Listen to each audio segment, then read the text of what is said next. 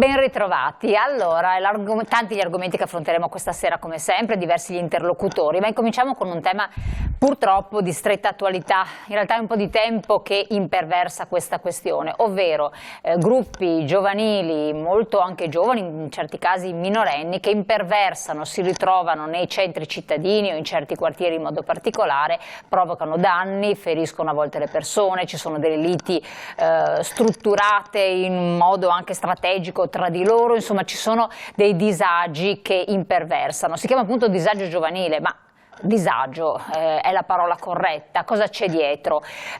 Questa sintomatologia particolarmente aggressiva sta dilagando in quali fasce di popolazione?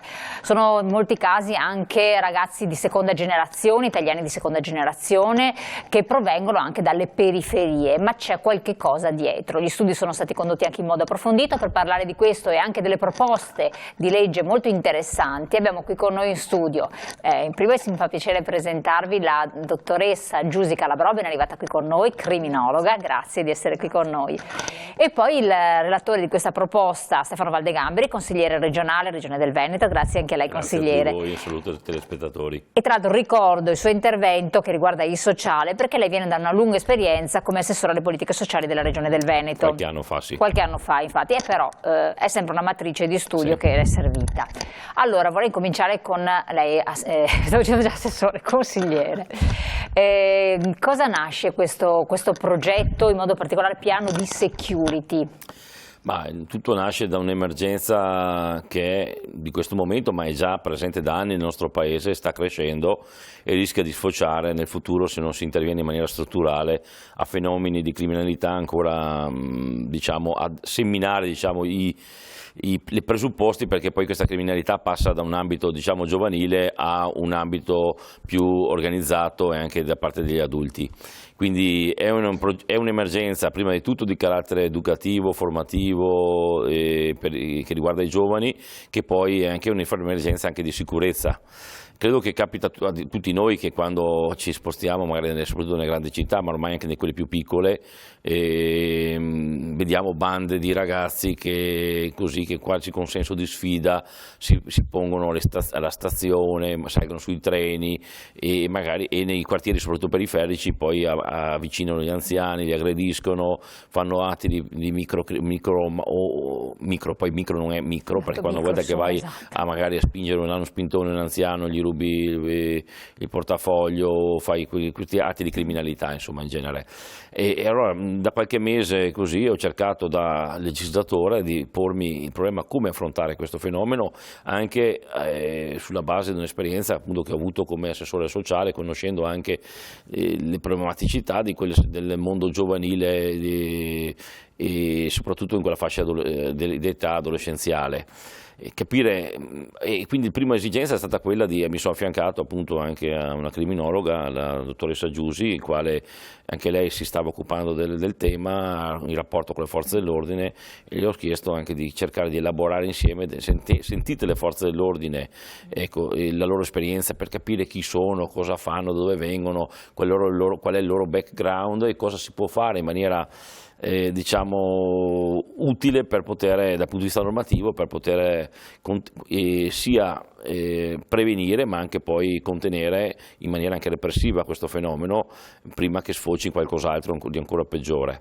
Anche io lo interrompo qui, perché prima di arrivare al dunque, perché l'aspetto interessante è anche poi arrivare al dunque, però lei ha citato la dottoressa, infatti qui entra in gioco, tra virgolette, nel senso che il consigliere ha sottolineato un aspetto: da anni sto analizzando, da anni stiamo preparando, e questo mette luce su una questione, non è una crisi giovanile post-pandemica, che dice post-lockdown, post-chiusure, come tanti adducono, o lei ravvisa che c'è questa componente? Perché interpellando i cosiddetti vecchi, oppure anche la generazione nostra, insomma, di lockdown forzati dai genitori stessi, tra virgolette, tutti quanti noi li abbiamo passati, cioè le libertà che hanno adesso i ragazzi anche nella nostra stessa generazione, quelle precedenti, non esistevano per una serie anche di ragioni, poi chi viveva in certe zone non poteva neanche permettersi, cioè, quindi stupisce che, ho capito, 6 mesi, 8 mesi di chiusura possono aver provocato delle reazioni di aggressività così forti, c'è qualcosa che non va.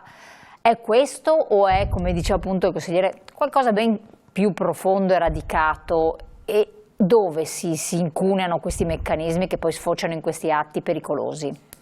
Allora, sicuramente già esistevano questi fenomeni, tant'è che nel 2002 è stato preparato un rapporto sulla sicurezza che riguardava la microcriminalità minorile. 2002? Nel 2002, sì, il primo rapporto, qui i dati. 20 anni fa. Nel 2002 sì, è stato presentato dal ministro Amato, quindi già dal 2002 c'erano le prime indicazioni di questo fenomeno che era in ascesa. E poi consultando i dati si vede che già nel 2002 21.851 minorenni sono stati segnalati agli uffici del servizio sociale per i minorenni. Ci sono stati 2 picchi, uno nel 2002 e uno nel 2017. E dopodiché la situazione da un punto di vista dei dati statistici sembrerebbe più o meno stazionaria, però ciò che preoccupa sono tutti questi reati che poi spesso vengono archiviati, perché c'è anche la legge che tutela i minori in Italia e che andrebbe revisionata, e che è la 488, il decreto del Presidente della Repubblica 488 dell'88, che andrebbe un po' revisionato alla luce di questi fenomeni. E d'altronde negli Stati Uniti già questi gruppi di bande minorili esistevano già dai primi del Novecento, poi sono stati attuati dei provvedimenti proprio ministeriali. Di che tipo? Statali. Allora, innanzitutto quella volta. Ecco, sì. Allora, innanzitutto sono stati segnalati, perché lì la giustizia è molto più metodica e collabora strettamente con le forze dell'ordine. Anche per questo noi abbiamo cercato di creare questo piano di security, perché proprio in Italia mancano. Cioè, la tendenza italiana è quella di creare un piano simile quando già l'emergenza è esplosa. Allora, secondo noi sarebbe più giusto prevenire prima di contrastare, cioè la prevenzione avviene prima in maniera astuta attraverso un osservatorio che è simile a quello statunitense. Ecco, negli Stati Uniti però non ci andavano per il sottile. Allora, negli Stati Uniti c'è anche la libertà di uso del porto d'armi, che quindi viene utilizzato molto di più rispetto all'Italia, dove per la prevalenza questi ragazzi utilizzano coltelli a serramanico. Infatti sono stati evidenziati dalle forze dell'ordine, sì, di solito aggrediscono con queste armi bianche, ecco. Poi c'è anche il discorso che negli Stati Uniti ci sono molte città grandi, quindi questo è un fenomeno che è collegato allo sviluppo dell'urbanizzazione, per cui questi ragazzi che di solito provengono dalle classi meno abbienti si trovano senza punti di riferimento, senza valori, si vedono emarginati, diversi rispetto ai ragazzi benestanti. E siccome nella fase adolescenziale comincia questo desiderio di trasgressività, che è normale, nei casi di questi ragazzi disadattati, dal disadattamento si passa alla devianza e poi si passa alla delinquenza, cioè è proprio una fase criminologica che segue questo iter. Quindi fisiologicamente ci sono questi passaggi, questi step. In tutti i paesi questi sono gli step, solo che ovviamente poi a seconda del paese in cui si sfocia questo fenomeno assume connotati diversi, perché ovviamente la situazione sociopolitica italiana non è la stessa di quella statunitense. Chiaro. Tornando un po' anche a lei, tra l'altro le chiedo sia come consigliere, come figura politica, istituzionale, ma anche come padre di famiglia, perché lei ha figli. Sì, che hanno quell'età lì più o meno. Ecco, infatti volevo proprio arrivare al dunque, perché è stato puntato anche il dito, dopo chiederò anche il supporto suo, naturalmente specialistico, nei riguardi dell'educazione, della famiglia, della scuola. Sicuramente, come è stato appunto accennato, quando mancano dei punti di riferimento, il ragazzo, non avendo quando la famiglia non è più un'agenzia di educazione, non è più un punto di riferimento, sono tutti ragazzi che poi magari hanno fallito a scuola, e ragazzi, buona parte di questi, la maggior parte di questi, le statistiche dicono, sono italiani di seconda generazione. Esatto, bravo. Sono persone che vivono nelle periferie, i loro figli erano quelli che erano venuti qua immigrati magari per lavorare, loro si trovano così espulsi magari dal mondo della scuola e si trovano senza punti di riferimento neanche in famiglia, dove non c'è, dove diventa il nuovo modello, diventa la gang, diventa il gruppo. Loro hanno bisogno di un riconoscimento dal punto di vista psicologico, cioè chiunque di noi vuole essere riconosciuto per quello che sa fare eccetera, non trovandolo nello studio, non trovandolo nella vita sociale normale, ecco avviene attraverso questo gruppo, il quale gli dà un ruolo, dà una gerarchia, diventa un punto, un'altra famiglia, ecco, un surrogato della famiglia, dove uno dove anche lì con le regole, i propri capi e la propria organizzazione, e questo è molto pericoloso, quindi, ecco, bisogna fare un'azione quindi prima di tutto educativa e rieducativa, che alla base di tutto poi anche punitiva, no? Perché io parlavo anche con rappresentanti delle forze dell'ordine e loro dicono noi siamo spesso impotenti perché perché sono minorenni, non li puoi toccare, poi cioè, paradossalmente, brutalmente ti pisciano addosso e devi dirgli grazie perché se fai qualcosa passi al torto, quindi c'è il senso di impunità, che possono permettersi di fare quello che vogliono, possono fare i bulli e nessuno gli dice niente e rischiano poco o nulla, perché la maggior parte dei casi poi viene archiviato, non succede nulla. Quindi occorre agire su diversi livelli. Un primo livello è quello di trovare rimettere nelle condizioni di far rientrare nell'alveo della legalità e quindi questi ragazzi attraverso dei percorsi di educazione. Ecco perché le proposte che abbiamo fatto, che poi vorrei illustrare, vanno in quella direzione lì, cioè proposte che dicono benissimo, sei arrivato a una certa età, non hai ricevuto dei valori, non sai cos'è il senso del dovere, il rispetto per gli altri, il senso ti diamo se non lo fa tua famiglia, la tua famiglia innanzitutto deve essere presa, come si può dire, deve essere coinvolta, nel senso che non possono chiamarsi fuori da questo problema, e quindi deve pagare anche le conseguenze del problema, perché se un genitore non svolge la propria funzione da genitore, la famiglia non proprio la propria funzione che hanno anche educativa di dare delle regole eccetera, è chiaro che non possono lavarsene le mani e poi magari prendere i sussidi dallo Stato, vivere in case popolari come la maggior parte la vivono in questi, con benefici, avere i contributi di varia natura e avere priorità sui contributi pubblici. Ecco quindi una delle misure che ho previsto è quello di dire: tu commetti reati, sei minorenne, tu caro genitore sappi che se continua a continuare a commettere reati, le conseguenze ricadranno non solo su di lui, che non gli faranno mai niente, ma ricadranno anche su di te maggiorenne, tu perderai una serie di benefici pubblici, delle sovvenzioni, facilitazioni eccetera, quindi anche tu verrai toccato patrimonialmente, quindi tu sei quasi obbligato a educare e a dare delle regole al tuo figlio, perché le conseguenze non saranno solo sue, quindi zero, ma saranno anche tue, perché questo è il tuo ruolo che devi svolgere da genitore. Poi occorre anche per loro prevedere delle azioni di, tra virgolette, rieducazione.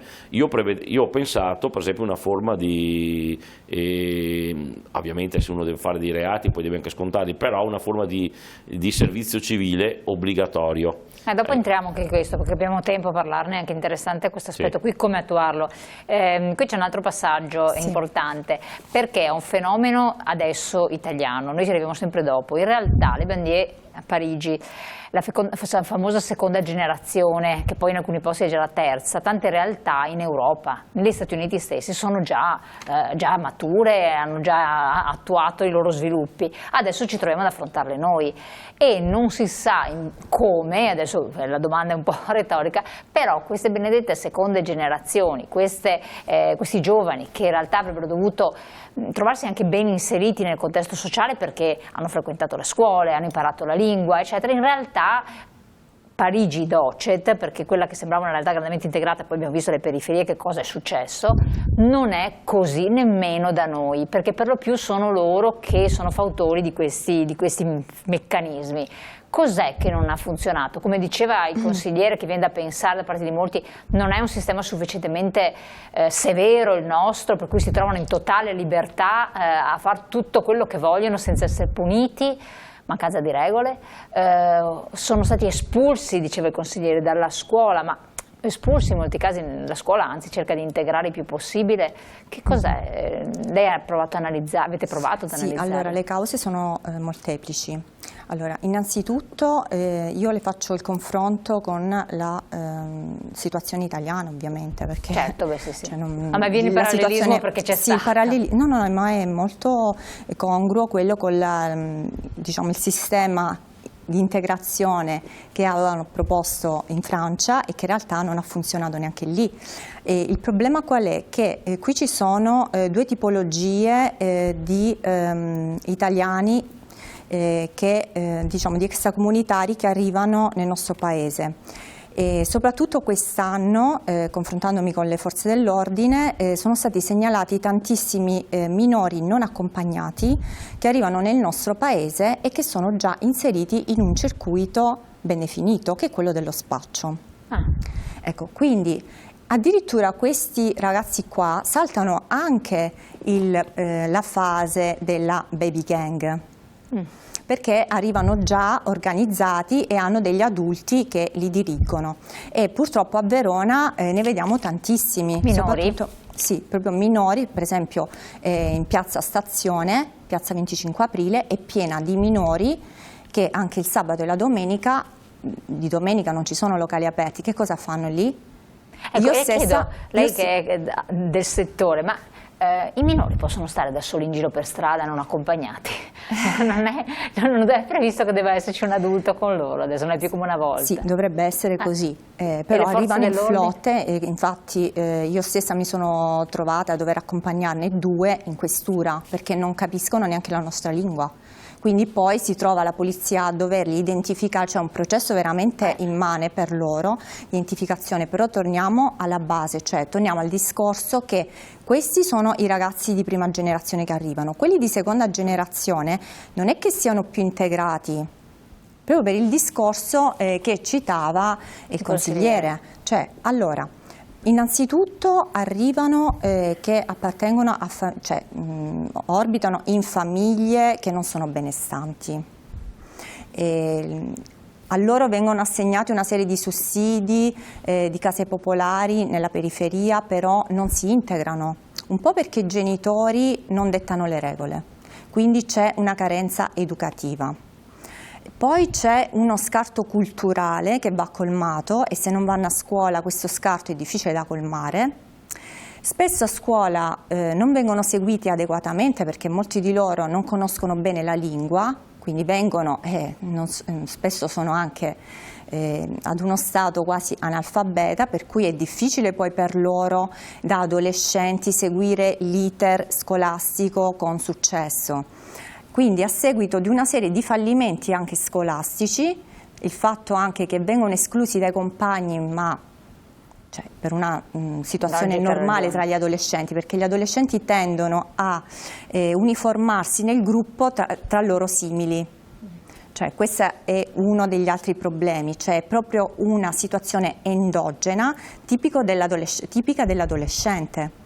L'adolescente va coi propri simili, quindi se questi ragazzi non si integrano, necessariamente per colmare l'ansia di non rispettare le regole sociali, perché comunque l'adolescente ha bisogno di una figura, soprattutto paterna, che detta le regole, di una figura almeno alternativa, che sia l'insegnante, che sia l'istruttore sportivo. Nel caso in cui questa figura non esista, allora si cerca le regole nella baby gang. E dove invece c'è il leader? Sì, c'è il leader, sono altamente strutturate. A Verona ne abbiamo segnalate 3. Addirittura? Sì, addirittura quella più gerarchicamente organizzata è in una situazione insomma più che controllata, perché ci sono degli arresti in corso, cioè sono stati arrestati 8 ragazzi e altri sono agli arresti domiciliari. Quindi, insomma, quante persone c'è? Una baby gang, quante persone? Allora, aspetti un attimo che ho i dati. Allora, di baby gang a Verona ce ne sono 3. Sono stati arrestati 8 ragazzi, di cui 7 appena maggiorenni. Tra loro in questa baby gang sono stati segnalati 8 minorenni magrebini e 2 italiani maggiorenni. Quindi anche Sì. ovviamente italiani coinvolti, quindi magari anche loro con dei problemi di emarginazione Sì. sociale, quindi questa è un'altra questione.